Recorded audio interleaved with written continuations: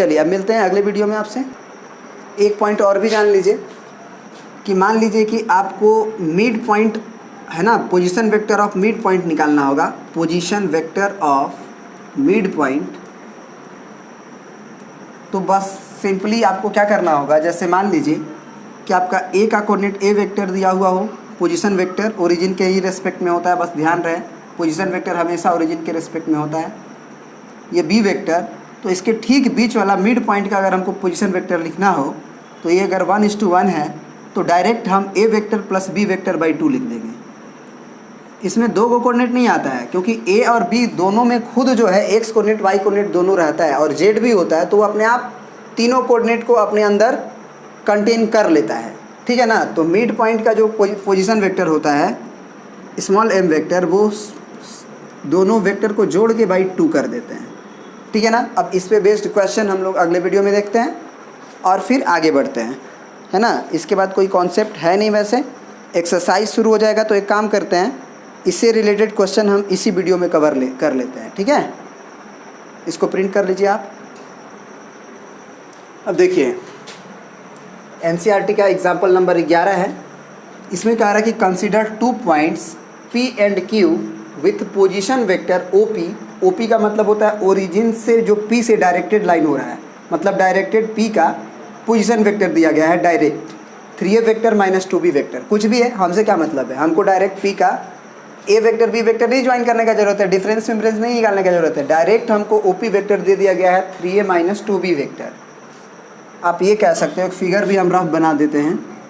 ये मान लो आपका P पॉइंट है जो डायरेक्ट इसका पोजीशन वेक्टर दिया हुआ है 3A vector minus 2B vector, जिसको कि आप स्मॉल p वेक्टर बोल सकते हो।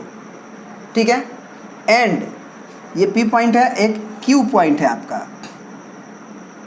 और Q का जो पोजीशन वेक्टर है वो A vector plus B vector है, जिसे आप स्मॉल q वेक्टर भी कहते हो।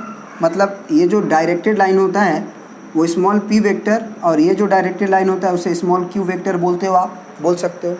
तो कह रहा है कि find the position vector of r which divides the line segment joining PQ। Joining PQ, ये PQ को ज्वाइन करने वाले लाइन को इसके ऊपर ही r पॉइंट है, वो PQ को किस रेशियो में बांट रहा है, 2:1, इंटरनली एक्सटर्नली दोनों का कोऑर्डिनेट निकालना है।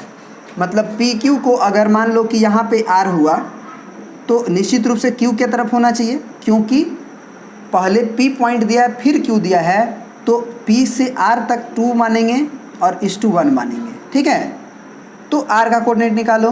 दूसरा केस, जब मान लो P जो है वो Q के बाहर हो, यानी यहाँ से यहाँ तक 2 हो और यहाँ से यहाँ तक 1 हो, तो पहले पहला केस को देखते हैं फिर दूसरा केस को कंसीडर करेंगे।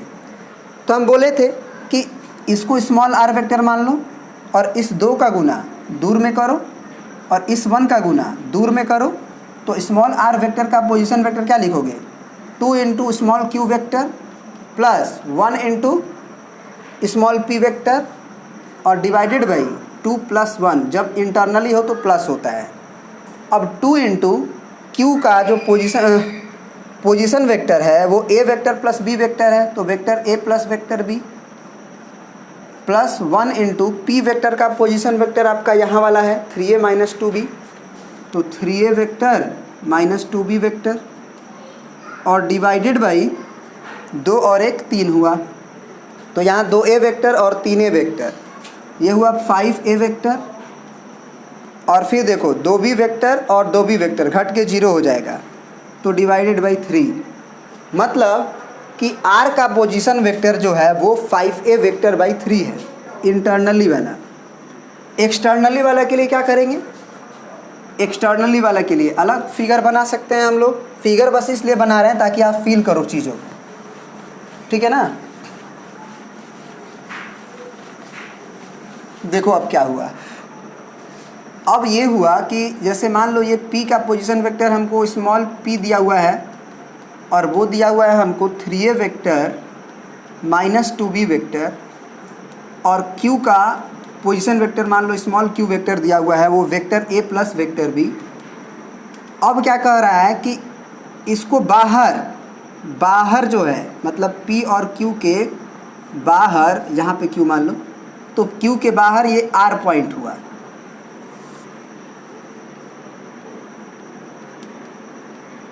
ठीक है ना। तो इसे जो है ना R पॉइंट P और Q को ही 2:1 के रेशियो में बांट रहा है। तो हमेशा R को अगर PQ मतलब R पॉइंट PQ को डिवाइड कर रहा है तो R से P पे जाएंगे, फिर R से Q पे जाएंगे।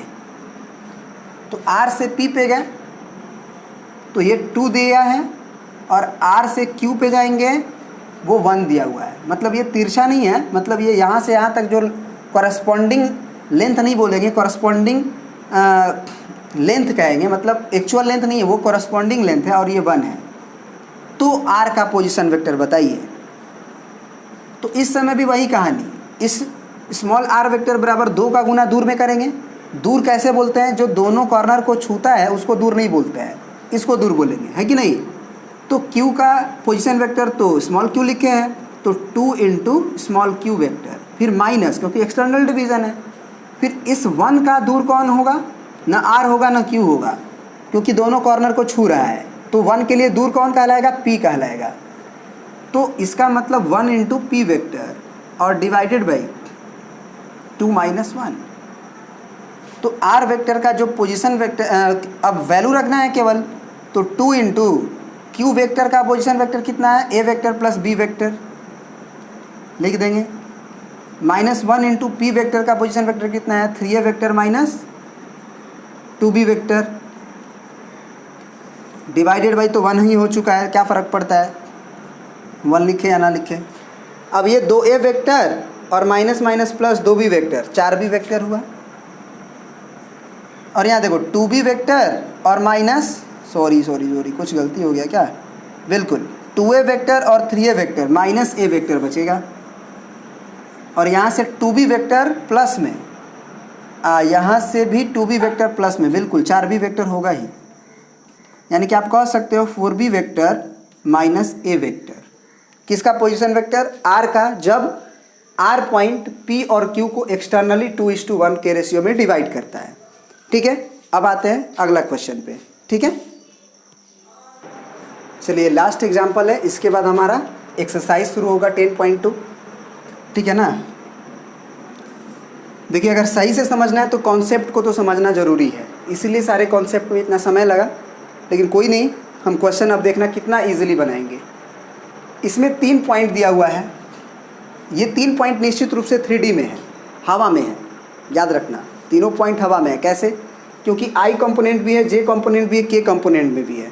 तो अगर I J K तीनों हो गया तो X axis, Y axis, Z axis तीनों यूज होगा, तो ये हवा में पॉइंट होगा, B एक हवा में पॉइंट होगा और C एक हवा में पॉइंट होगा। जब हम तीनों को ज्वाइन करेंगे तो प्रूफ करने के लिए बोला है कि ये एक हमारा vertices of right angle triangle है, माने तीनों जो मिलेगा वो एक राइट एंगल ट्रायंगल बनाएगा। तो कोई नहीं, हमारा जो हवा में पॉइंट है उसको हम पिक्चर में रिप्रेजेंट तो कर ही सकते हैं ना। हमको नहीं पता है, हम 3 बस वर्टिसेस कोई भी हम 3 बना देंगे। देखो, हमको नहीं पता है कि कौन सा राइट एंगल है, तो हमको नहीं पता है तो हम जनरल फिगर एक बना सकते हैं। इसमें हम A का पोजीशन वेक्टर लिख दिए 2i cap minus j cap plus k cap. B का पोजीशन वेक्टर हमको दिया हुआ है i कैप माइनस, चलो इधर लिख देते हैं, i cap minus 3j cap minus 5k cap. और C का पोजीशन वेक्टर लिख देते हैं हम 3i cap minus 4j cap minus 4k cap. इस क्वेश्चन को 2 तरीक़ा से बना सकते हैं। एक तरीका तो आपको ये बताए थे, कि अगर A का पोजीशन वेक्टर दिया हुआ है तो A का कोऑर्डिनेट लिख दो 2, -1, 1। उसी तरह से 3 का कोऑर्डिनेट लिख दो 3, -4, -4। और B का भी कोऑर्डिनेट लिख दो तुम 1, -3, -5। I का, J का, K का कोफिशिएंट्स लिख दो, वो हो जाता है। अब हम बोलेंगे कि तुम AB लेंथ निकाल लो, BC लेंथ निकाल लो और AC लेंथ निकाल लो। अब अगर तीनों लेंथ निकल जाए तो 2 छोटे छोटे लेंथ का स्क्वायर, 2 छोटे छोटे लेंथ का स्क्वायर एक बड़े लेंथ के स्क्वायर के अगर बराबर हो जाता है तो एक राइट एंगल ट्रायंगल में हाइपोटेनस का स्क्वायर बराबर P square plus B square use का पालन हो जाता है। इसका मतलब वो एक राइट एंगल होगा।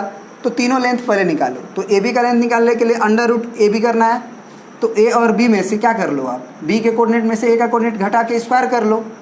तो चलो 1 कर लो, 1 माइनस 2 का स्क्वायर प्लस -3 माइनस और फिर -1 यहाँ है तो +1 का स्क्वायर प्लस -5 माइनस और वहाँ 1 का स्क्वायर।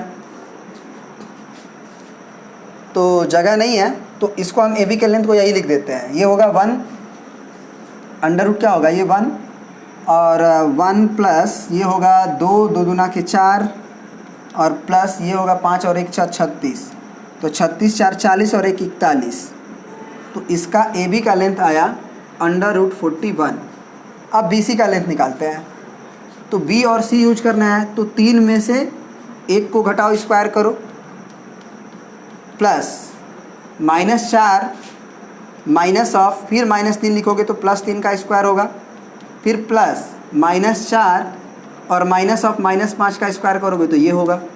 तो इसका मतलब ये हो जाएगा 2 का स्क्वायर यानी कि अंडर रूट 4 प्लस ये 1 हो जाएगा और प्लस ये हो जाएगा 5 में से 4 गया 1, ये भी 1 हो जाएगा। तो ये हो जाएगा 4 1 5 1 6। तो ये अंडर रूट 6 हुआ। अब आते हैं ए सी के लेंथ पे। तो ए और सी का लेंथ के लिए सी में से 2 घटाओ, 3 में से 2 घटाओ, 1 का स्क्वायर 1 हुआ प्लस -4 -1